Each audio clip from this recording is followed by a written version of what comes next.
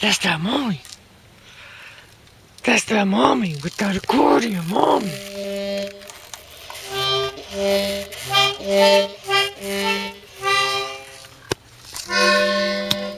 I was trying to discuss this thing about melodic relationships, the relationship between you and the melody that you accidentally create on the musical instrument that you play.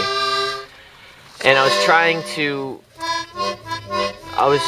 to explain how I do things out of order, and because I do things out of order in like practical life, like vacuuming and things like that, like I am disadvantaged and it's harder to keep track of my progress. But when it came to me creating melodic relationships, which is just hard to explain, but I skipped the typical progression of melodic relationships in the same way that I do with regular organized life. And I think that was the only place where I accumulated and acquired an advantage. Because people don't realize that each time you write or compose a melody, it changes you. It's just like each relationship with people you have.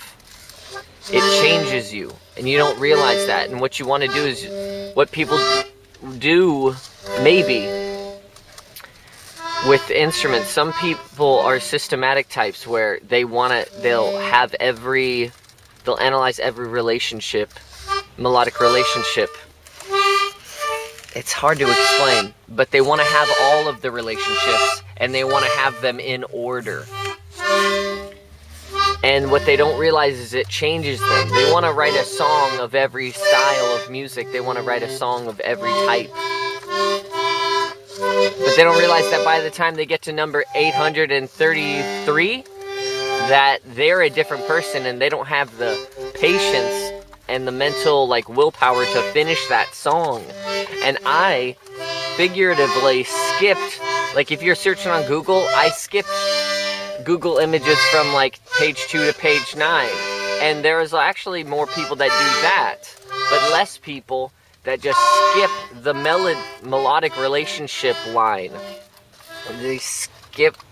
Less people do that, and it's hard to explain the melodic relationship. I just mean the melodies that you write that are based on things you hear on the radio, and then all of a sudden you're kind of regurgitating that.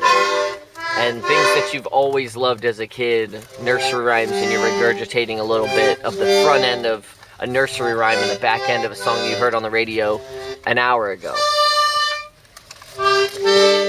But the idea of randomization, the idea of conscious randomization is like meditating and remembering the thing that you had thought a couple hours ago but you'd forgotten because you quieted your mind. I would do the same thing with the music. Is I'm skipping. I'm like, all right, this is the thing I came up with, and I don't identify it as something that is good enough for me to call my own yet, because I just kept skipping through them.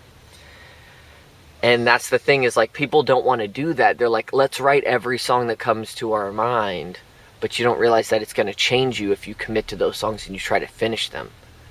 So I just kept going and was like, no, it should be more random than this, more original, more, at the risk of being crazy. And I think I've applied that to everything in my life, and that's why I look crazy right now doing this.